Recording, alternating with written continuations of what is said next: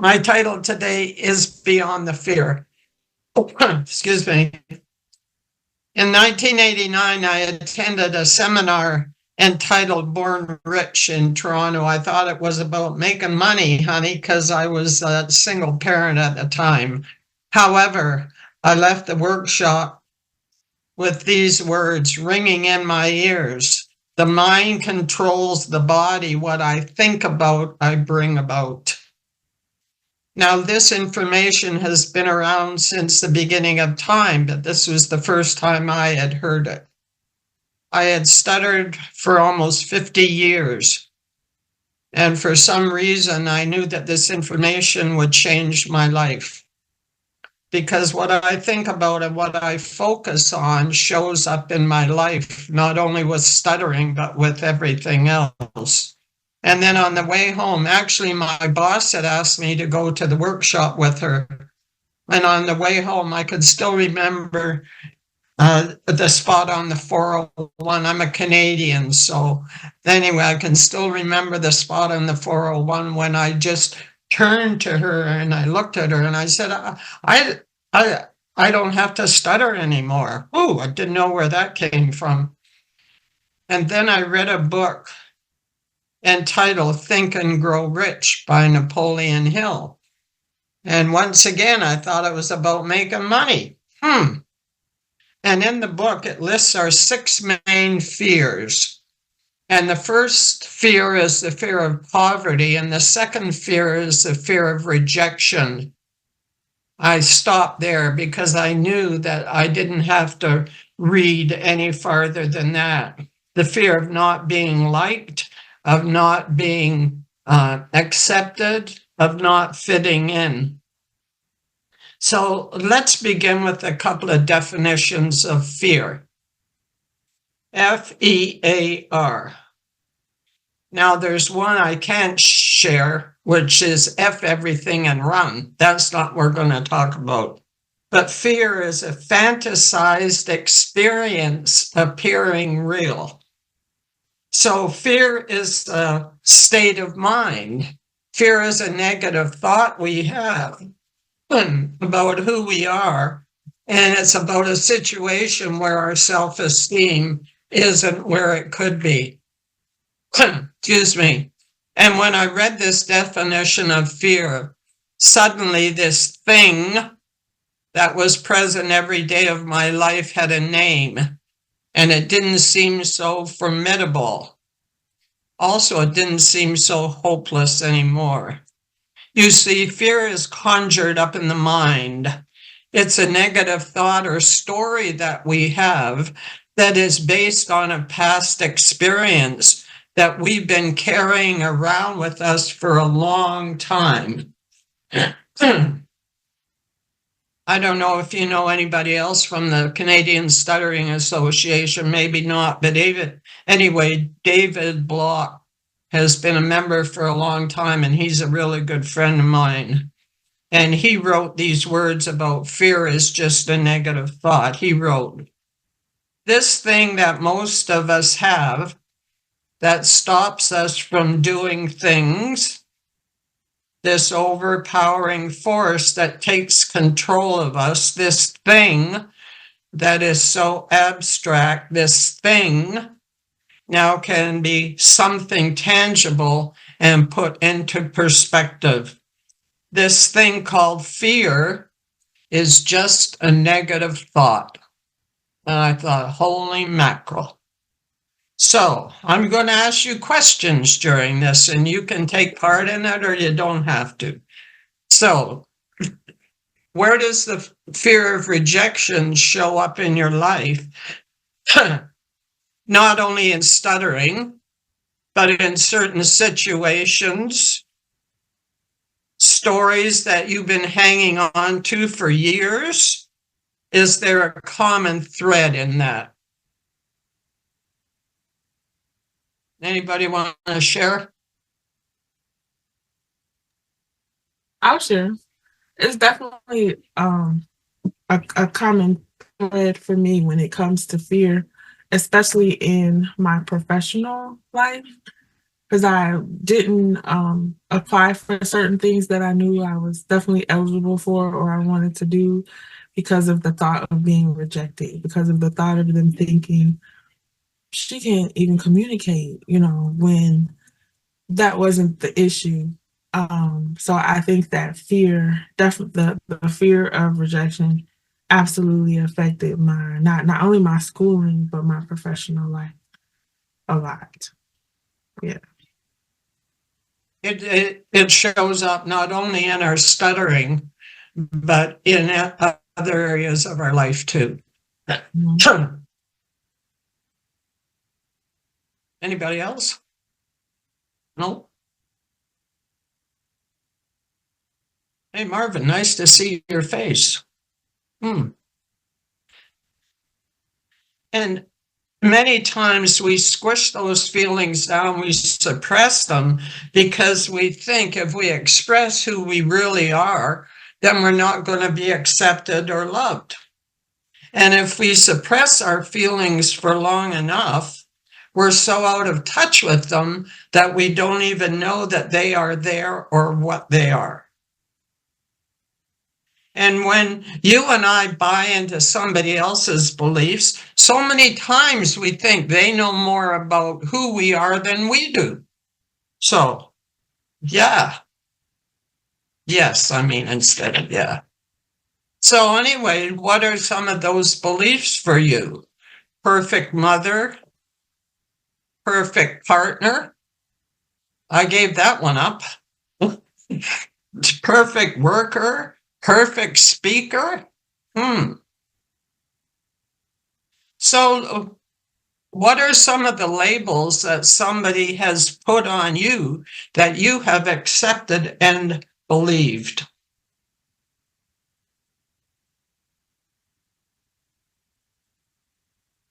I'm going to switch my phone off.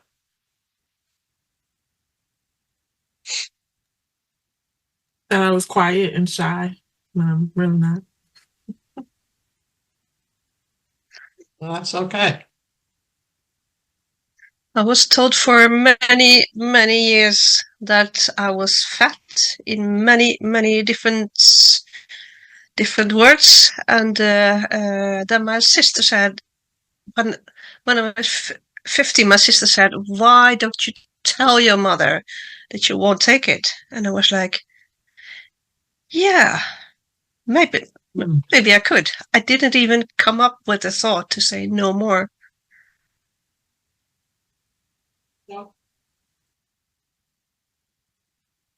My dad stuttered and I stutter, and we never even talked about it in the house. And he died when he was 80 years old, and that's one of my, wishes that him and I had sat down and talked about it. Maybe in another life, I don't know. I remember when I was only 7 years of age when I got the second beating in school after the teacher. And the message, and I was only 7 years of age, but the message that came through to me from that beating was because I blocked and I couldn't say what he asked me. I just couldn't say it, and I blocked and he lost his temper and he hit me. But the message I got at that moment, and I was only 7 years of age, that I needed to be very, very careful around adults, because if I didn't, it would end up physical pain. Now that followed me for a long, long time until I could prove it wrong. Now, I played in sports, contact sport. I got injured. I hurt people as well. I mean, to say that's all part of contact sport, but nothing like the hurt that came from that beat. Changed, but it also taught me something, and it served me well throughout my life. I knew then that I needed to overcompensate in everything just to feel normal. Yeah. Just here's something that I've got marked that's important. Nothing other people do is because of you. Okay? Nothing other people do is because of you. It's because of who they think they are. So Even if they laugh at us when we stutter, it has nothing to do with us, but it has everything to do with who they are. What they say, what they do, and the opinions they give are according to the agreements that they've made with themselves. Their point of view comes from who they are, not who you are. And this not only applies to stuttering, this applies to life. I read a book called The Four Agreements. Has anybody else read that? It's good. In The Four Agreements by Don Miguel Ruiz, the second agreement states, don't take anything personally. Nothing other people do is because of you. It is because of themselves. All people live in their own dream and their own mind, and they are in a completely different world from the one that you and I live in. And when we take something personally, we make the assumption that they know what is in our world. This not only applies to stuttering. Even when a situation seems so personal, even if others insult you directly, it has nothing to do with who you are. And yet sometimes we take it personally. We get our knickers in a knot and we spend all this time angry. And who's suffering when we're angry? I'm working on this one. We suffer when we're angry. The other person doesn't, but we do. So even when a situation seems personal, even if others insult you directly, it has nothing to do with who you are. What they say and what they do and the opinions they give are according to the agreements that they have in their own minds. And I don't think we're ever going to know what those opinions and what those thoughts are, and I don't care anymore. So if I do react, then I can probably say, okay, my reaction is not about what they said, it's about me. It's about me. It's my need to feel safe. It's my need to feel accepted and loved. And believe me, I still work on that one now again. Napoleon Hill, refuse to let the fear of rejection hold you back. Remember, have this on a t-shirt. I'm going to put this on a t-shirt. Rejection is never personal. I love this stuff. It's important to see the relationship between the thoughts of fear that we have and how they show up in our lives as experiences, appearing as if someone or something is against us, because our emotions arise from what we make the situation mean. God, I haven't read this for a little while, and it's like, yeah, I need to hear this. Question for you. So is there a certain situation or experience in your life that is more difficult than any other?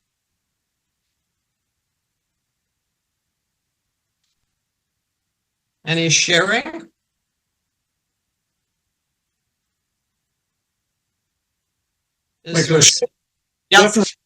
Definitely when I couldn't say goodbye to my grandmother the way I wanted to. That left a huge mark. And like you, I'd say I'm still dealing with it because I haven't got over it. And nature taking its course, I knew I had to do something about it because nature taking its course, my parents were going to pass. Yeah. And I didn't want to witness that pain again.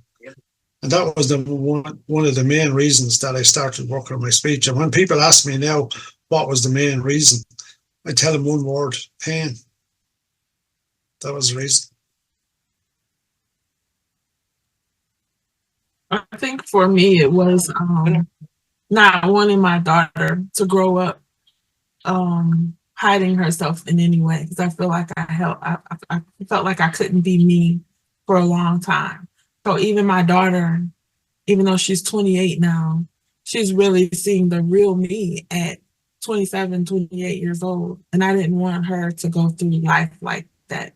So I knew I needed to figure it out so that I can share with her and other people that it's okay to be you no matter what, and love yourself no matter what.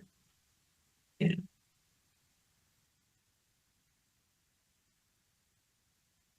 When I started into this, there was people just showing up.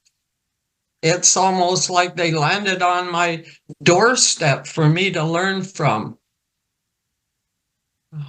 I've learned from a few of you too. So here are some ideas that I've written down to get beyond the fear of rejection. Take one baby step at a time, and know that there are thousands of people all over the world who are here to support you. Know that we do have the courage to step out of our comfort zones. Okay? Also, listen to our own feelings,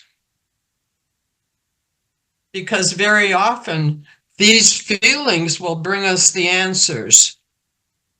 Sad, angry, impatient. What are those feelings saying to you? Be open for the lesson that comes with everything. And as, oh God, it's another lesson. I laugh about that. Have you read the book by Susan Jeffers, Feel the Fear and Do It Anyway? That was a really good one for me. And also congratulate yourself. Congratulate yourself because you're out there doing a good job, no matter how you speak.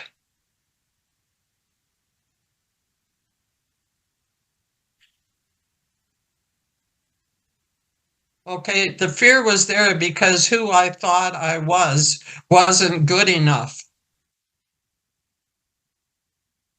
It wasn't who somebody else said I should be. It wasn't who somebody else I thought expected me to be. And most important of all, who I thought I should be, and I thought I should be fluent. Take that bloody word out of your vocabulary.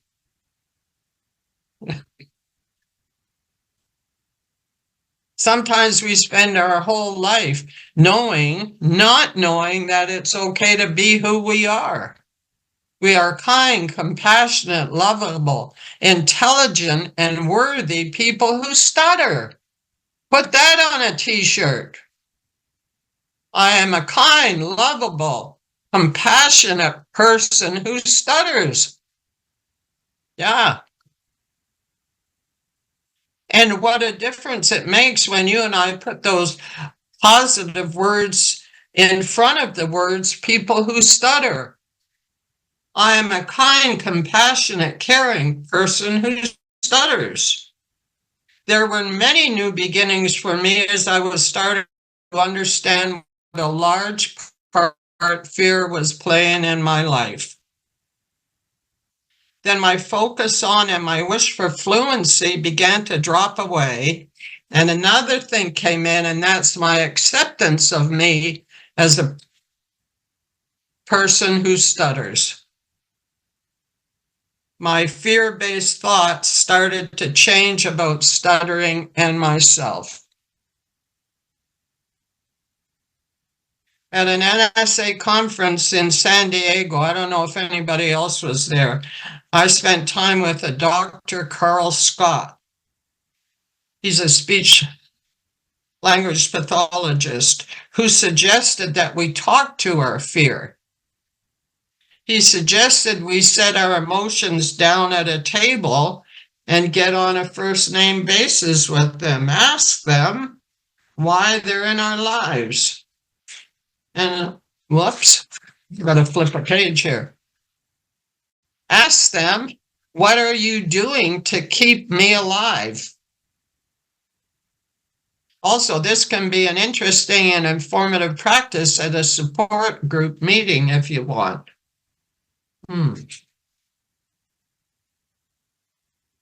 I've started reading another book that's called No Bad Parts, where the author suggests the same thing. Acknowledge the fear that is there. Ask it if there is something that it wants you to know. And very often our feelings of fear are stuck in the past. I used to run away from this fear. I didn't want it to be here. But resisting it creates more suffering.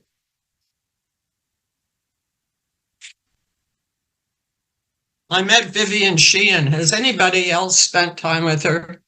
Wife of Dr. Sheehan at an NSA conference. I don't know how long ago it was. I can remember sitting down with her, and she suggested that I practice voluntary stuttering. Does anybody else do this? For me, stuttering on words that I don't normally stutter on. It's about stuttering on purpose. It's about getting stuttering out into the open. And I still do this at times because it takes away the fear and actually gives me courage to speak again. So instead of focusing on the fear that we're feeling about speaking, then I can listen and I can pay attention to what the other person is saying instead of focusing on me and my fear and my concerns. Bob Wellington, holy shit, I haven't seen your face for 100 years. Hi, Mary. I found that once I'm aware of the fear and accept it, then what happens? It begins to go away. I believe it's a lifelong journey for me that brings many lessons and many people into my life. And for that, I am grateful. I also wrote a book. It's on Amazon. I'm not here to, and it's called Beyond the Fear of Stuttering, My Journey to Self-Acceptance and Freedom. And in the book, there's a chapter that is entitled The Gift of Stuttering. I never thought I would ever say that. And I was sober when I wrote it. I had not been drinking. Because I found that once I'm aware of the fear and I accept it, I know I've said this before, but this is important, then it begins to go away. I believe it's a lifelong journey for me that brings many lessons and many people into my life. I've been able to travel all over the world because I stutter. And that's pretty awesome. Haven't been to Ireland yet, though. When Michael invites us, maybe. So now let's move on to our feelings, our sense of self-esteem, and how these can begin to change as we move through the fear.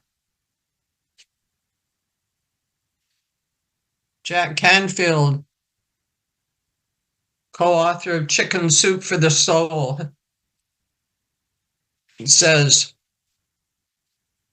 self-esteem is made primarily of two things, feeling lovable and feeling capable.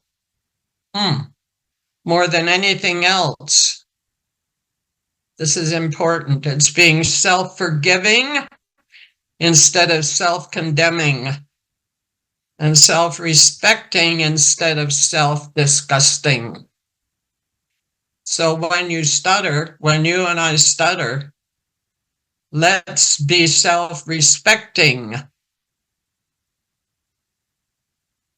My problem was not that I stuttered, it was how I felt about it. Oh, that's stuttering. For many years, I didn't ask myself, are you scared of it? Do you run away from it? Do you feel it is the worst thing that has ever happened to you? And most important of all, how do you feel about yourself when you stutter? Is it okay to feel whatever you feel? Or are you getting into the should and the shouldn't stuff? I'm really taking the word should out of my life. Should, not, you should, they should, I should.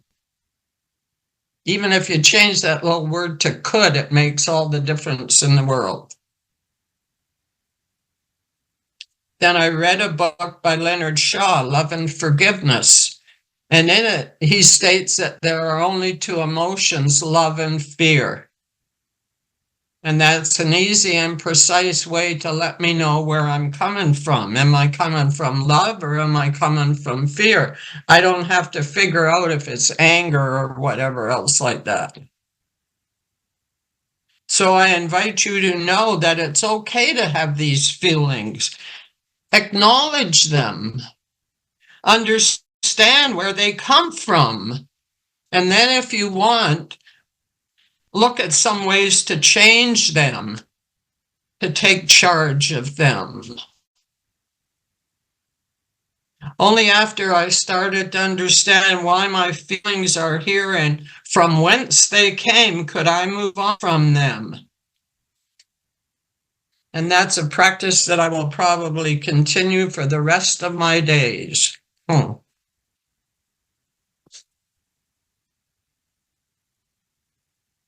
I don't know, like normally I'm in Ontario, but I drove to Kansas City. So I'm in Kansas City right now for 6 months. Then I drive back to Ontario. And I'm 87 years old and I'm still driving. And pardon the expression, holy shit, that's pretty good. Maybe I shouldn't have said that. Anyway, here are some words that I wrote many moons ago. My feelings are a large part of who I am. And to hide my feelings is to hide an important part of who I am. If I run away from these feelings, sooner or later, they catch up with me. But if I acknowledge that they are here and begin to understand them, instead of saying, no, you shouldn't, here's that shouldn't word again. No, you shouldn't be here. Yes, you're here. If I acknowledge them and begin to understand from where they come from, then eventually I let go of what I want to let go because I have no reason to hang on to them. And I wrote this, I think I'm letting go of stuttering. I haven't thought about that one for a long time.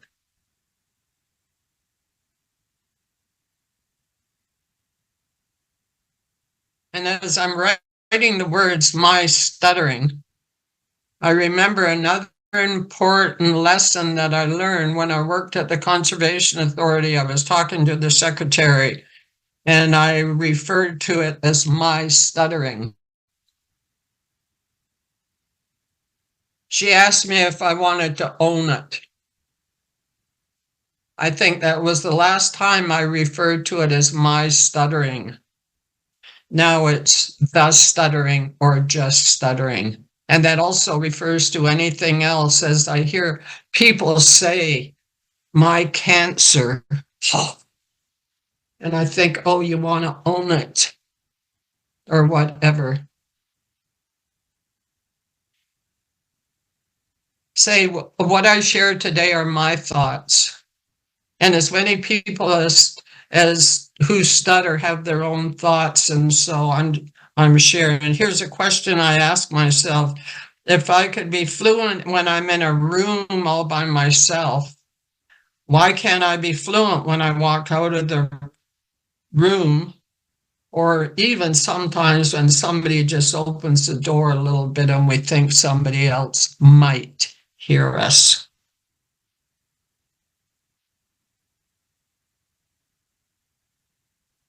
I don't have to prove anything to anybody. And neither do you. It doesn't matter what you're talking about. But when I step out of the room and I'm speaking to please someone else, how I think they want me to speak when I don't even know how they want me to speak, once again, the fearful feelings take over when I think I should be fluent. Oh my God.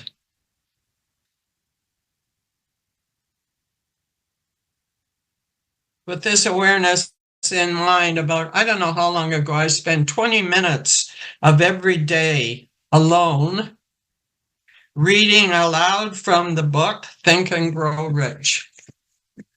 I was a covert stutterer, as I said. So I would just stop in the middle of a sentence because I didn't think I could say something that I'd start. I don't know how anybody understood what the heck I was saying. But anyway. So from this experience, I realized that there were patterns in my breathing and in my speech and sentences that were changing. As a covert stutterer, my sentences were usually very choppy. There's another. Years ago, I can remember standing in church reading the Bible along with everyone else, and knowing that I was not feeling scared and my speech was flowing easily. So I started to imagine that someone else was walking with me, speaking the same words at the same time I was. This was when I was focused on the F word. And it helped that my partner was tall, dark, and handsome. Some of the stuff I've done through the years, it just makes me laugh, eh? When I run away from my feelings, sooner or later they catch up with me. So what feelings are you running away from? Any feelings? Sometimes I just ask questions for me as well as anybody else who wants to share.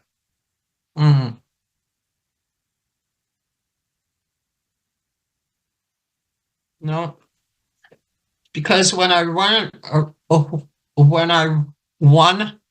away from my feelings, sooner or later they catch up with me. But when I'm aware of them and I begin to understand and accept them, then eventually I begin to release them when they no longer serve me.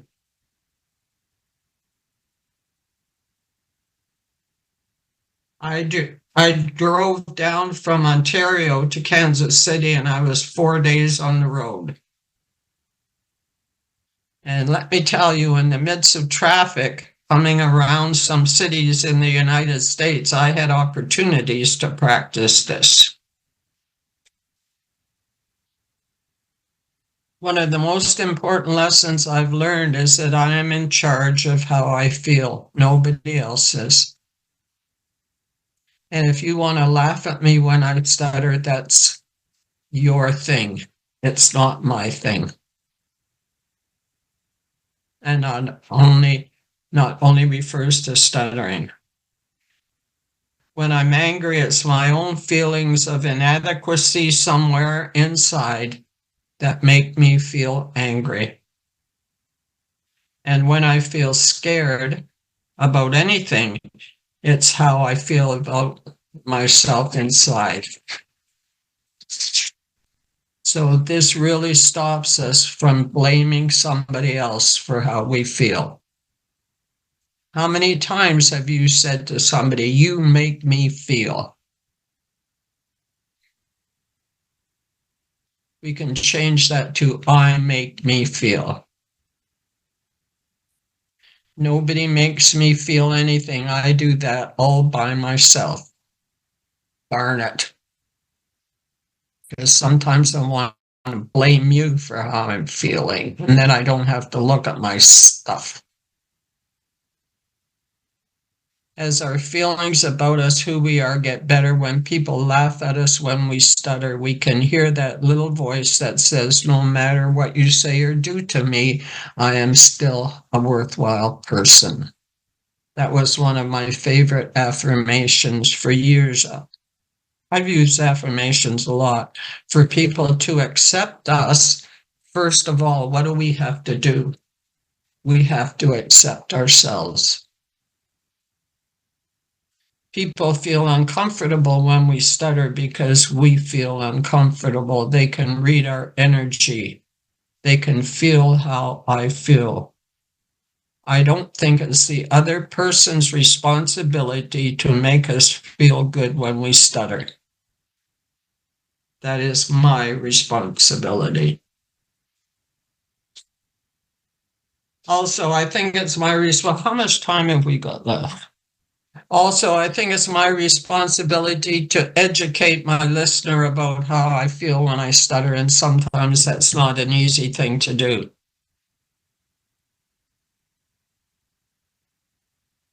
I thought, have you and I ever thought about how our listener feels when they're taking 2 minutes to say something that normally takes like 30 seconds? How do they feel sometimes when we get stuck on a word, when we block on a word?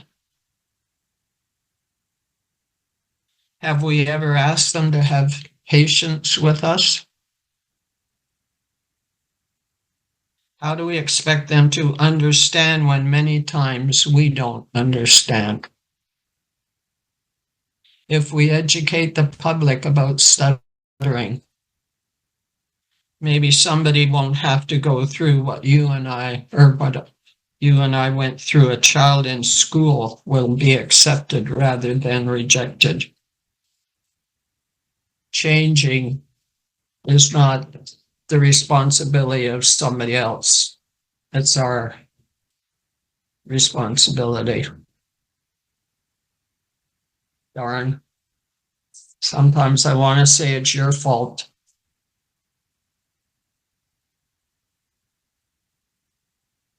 So, I invite you to look at your feelings. Begin to understand them and ask them why they are there. Talk about feelings at your support group meetings. Most of all, love yourself and have patience with yourself. Something that I believe will change your whole experience about how you feel about yourself. And that in turn changes how we feel about stuttering. And also about everything else.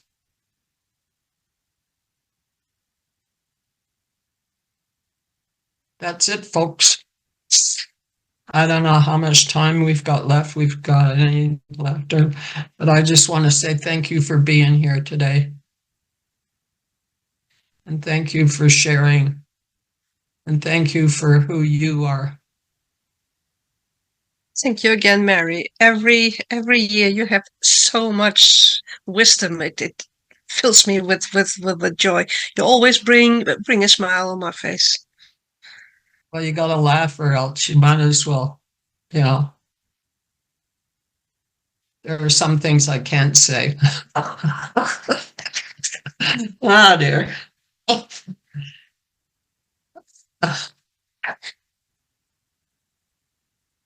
Yeah, and you know what? And what we've learned through the whole journey, I think, as I said, not only applies to stuttering, but just applies to life. And I think that's what stuttering is about. And stop calling it my stuttering, will you please? At least that's just my idea. I don't want to own it. Just like my cancer. Oh my God.